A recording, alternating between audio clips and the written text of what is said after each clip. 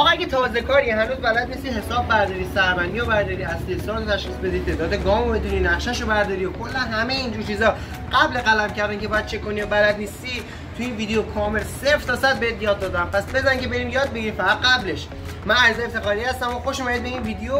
اگه هنوز دکمه سابسکرایب رو نزدید سابسکرایب کن و زنگوله پیجم فعال کن که هر وقت آموزش به این خوشگلی گذاشتم اولین کسی باشی که با خبر میشی و لایک و بکوب. بریم سراغ ادامه ویدیو. آقا اولین بخش سربندیشه. شما 3 تا سیم از داخل اومده بیرون.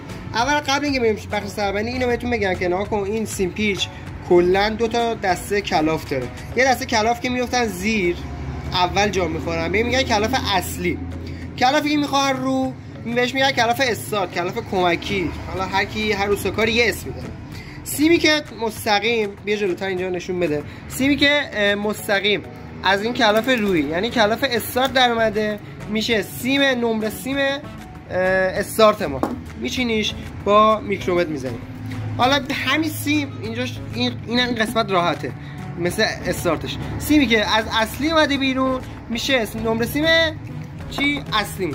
حالا اما اینجا میبینیم مثلا آقا این الان 2 تا سیم اومده بیرون چجوری الان سربندیش دوبله است؟ نه آقا سربندیش معمولیه، به خاطر اینکه الان اصلی استارت ما مستقیم از یه سیم از یه گروه کلاف اومده بود بیرون.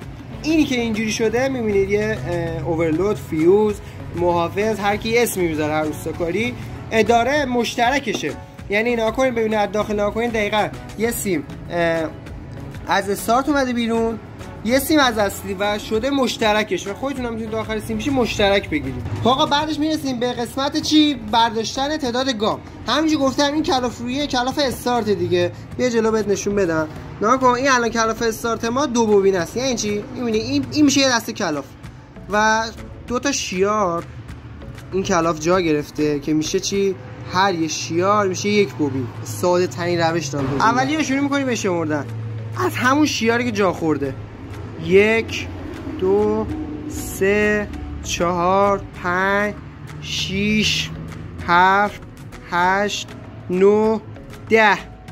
این میشه کلاف 1 به 10 و چون بعدیش هم چسبیده بهش میشه 1 به 10 1 به 12 1 به 10 1 به 12. روبروش هم دقیقا همین. اگه بخوام یه بار دیگه برات بشمارم میبینی 1 2 3 4 5 6 7 8 9 و 10.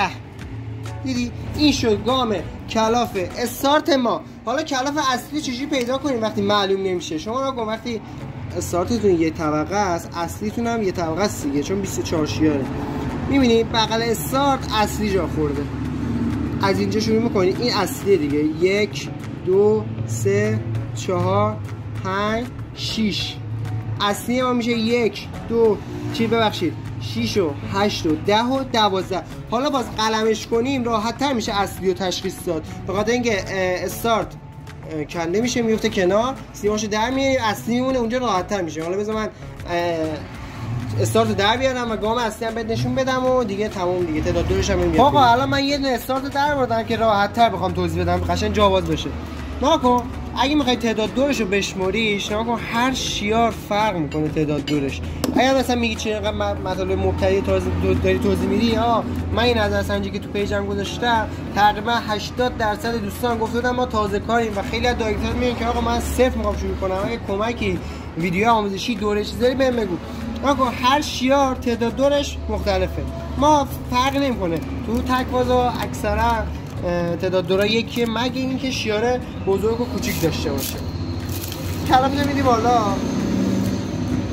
فقط لازمه یه شیار رو بشماری، نه که یه شیار رو بشماری ول کنی. یا مثلا میگه نباید با شیار بغلش جمع کنی نه با کل استارتا جمع کنی. الان من ناکن دارم 1 به 12 رو فقط در میارم که 12 در بیارم باشه. آقا ناکن وقتی در آوردم اولین چیزی که باید دقت کنم آقا سرسیم استارتم چند لاه. این سیم صورتی ما بود دیگه، برمیدارم پیداش میکنم. ناکن میبینی یه لاه. پس وقتی شمردم دیگه لازم نیست تقسیم بر 2 تقسیم بر 3 تقسیم بر 4 کنم، فرق نمیکنه.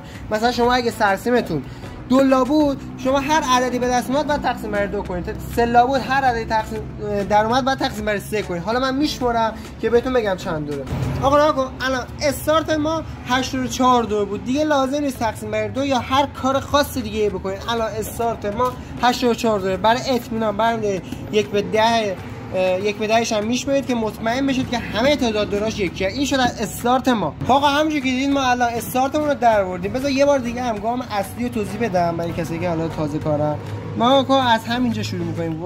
همونجوری گفتم از اولین بوبی 1 2 3 4 5 6 به همین راحتی. بغلیش هم میشه 6 8 10 12 2 تا میره بالا. این برام همینجوری 1 2 3 4 5 6 6 8 10 12. حالا الان برای تعداد دورش عین همون قبلی، فقط باید چک کنیم ببینید سرسیم چلا الان برای ما عین همون استارتی که برای استارت اصلی عین برای چی بود استارت بر ما یه توش که برای نشه من خودم میبینم. اینم در میاری تعداد دورش رو میشماری و دیگه تقریبا تمامه. بذار حالا من تعداد دور اینم بهتون بگم که یه حساب یسب پمپ آب یسب رو داشته باشید دیگه به دردت بخوره. اصلی ما شد 40 دور، استارت ما شد 84 دور پمپ آب یک اسب محیطی. خب الان شما یاد گرفتی که حساب موتورهای تک‌فاز بعد چه میخواد موتور باشه چه میخواد پمپ باشه دیگه. خدا وکیلی این آموزش رایگان رو کی بهت میده؟ اگه خوشتون اومد لایک کن و سابسکرایب کن و زنگوله پیجم فعال کن که هر وقت این آموزش بمب گذاشتم اولین کسی باشی ببینی دیگه. لازم نمیشه به پول دور آموزشی ببینی و دیگه همین دیگه سابسکرایب کن دیگه. همین خیلی مخلصم.